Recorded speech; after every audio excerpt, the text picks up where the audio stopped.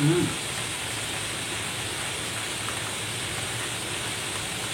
Sarap.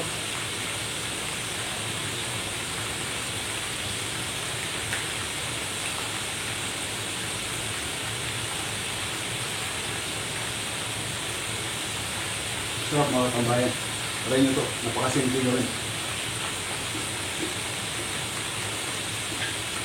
Hmm?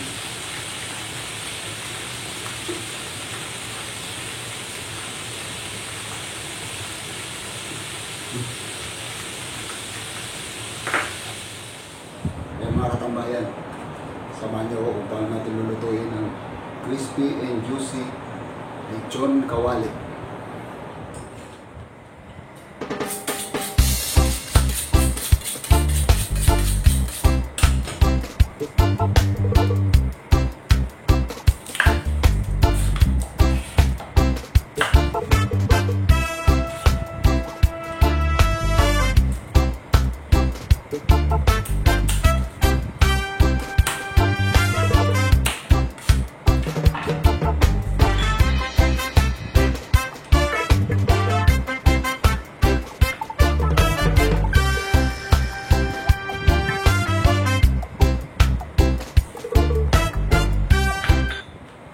Okay mga katambayan, isalan na natin ang ating liempo para sa lechon kawali.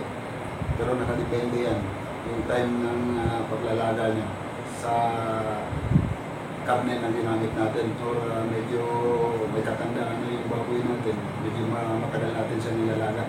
Check na lang natin yung mamaya hanggang lumabas. Kaya mga katambayan, mabangan nyo mamaya kung paano natin ipiprito para maging crispy yung ating lechon kawali. Okay mga katambayan, tapos na ang 45 minutes. Ngayon i-check natin yung liempo natin na para sa lechon kawali. Sabi ko nga kanina, nakadepende sa karne ng baboy yung gagamitin natin. Kung ito ay medyo matanda na, medyo matagal natin siyang ilalaga. Pero 45 minutes na check natin ngayon kung ito ay okay na.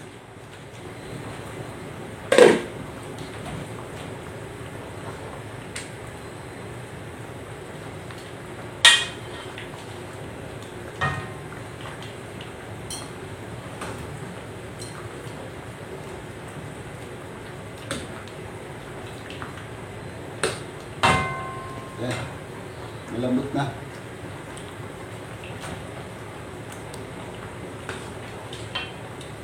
Ayan mga kabayan, malambot na ang ating liempo. Ngayon ay titimpla na natin siya.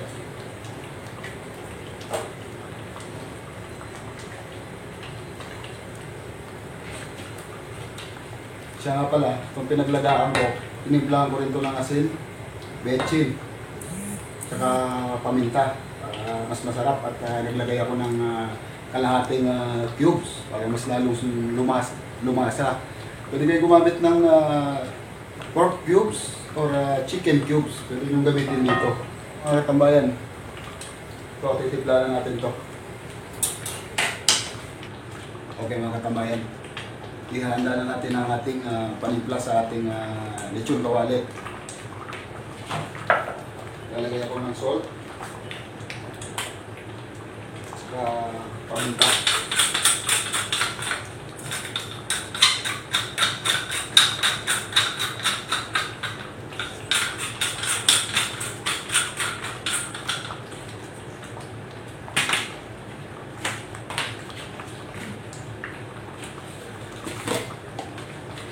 Siyempre maglalagay ako ng konting betchin para malinamnam yung ating lechon kawali.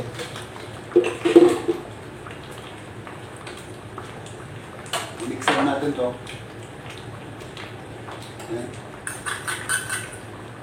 Tapos suka natin to para pumasok yung lasa. Pero konti na lang ititimpla ko kasi tinimplahan ko ng pinaglagaan natin. So tatansyahin natin yung kung gaano karami yung nilagay natin asin, kung ito ba'y maaari nang umalat or hindi. So di ko na masyado nilagyan ng asin yun kasi magdadagdag pa tayo ng timpla rito.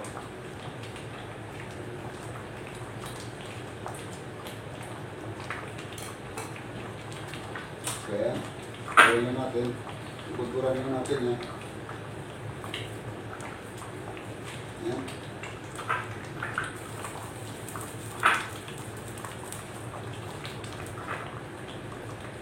So, kunti lang yung timpla natin para hindi maalat.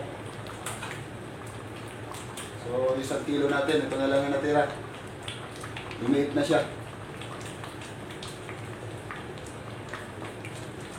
So, gagawin natin ngayon, medyo pa lalabigin lang natin para mamaya pag pinirito natin, hindi ba agresibo yung ating mantika. So, mga tambayan, ready na ang ating oil. Uunahin natin yung side na to, yung may balat. Ayan. Kaya huwag masyadong mainit yung mantika natin. Ayan. Kailangan tatakpan natin yan para hindi tayo makalsikan. Ito mga katambayan. Ngayon palulutungin na natin yung balat ng ating lechon kawali. Tingnan nyo kung paano natin palulutungin yun.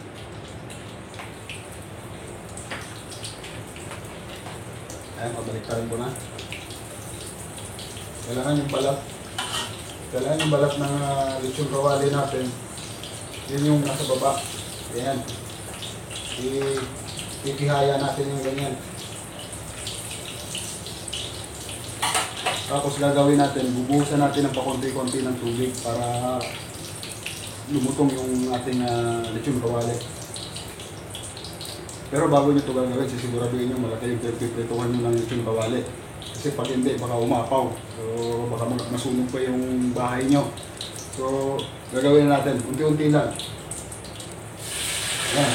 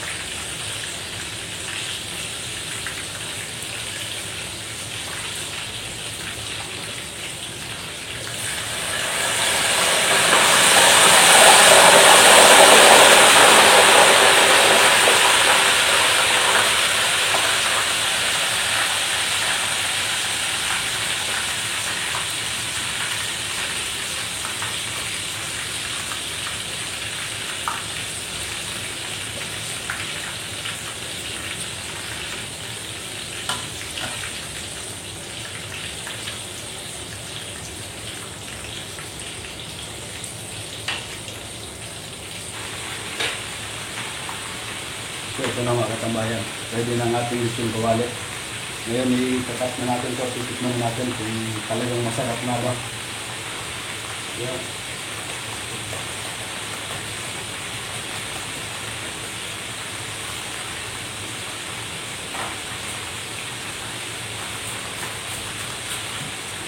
Yan, juicy siya.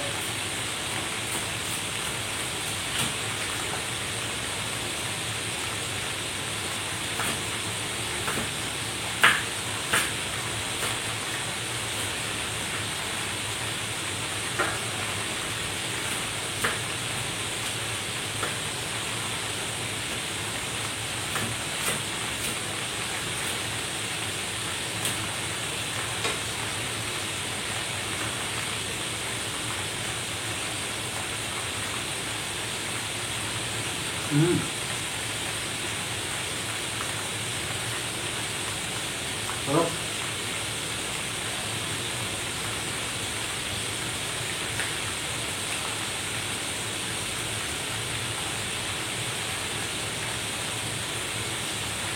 Sarap mga katambayan. Try nyo ito. Napakasimple nyo rin.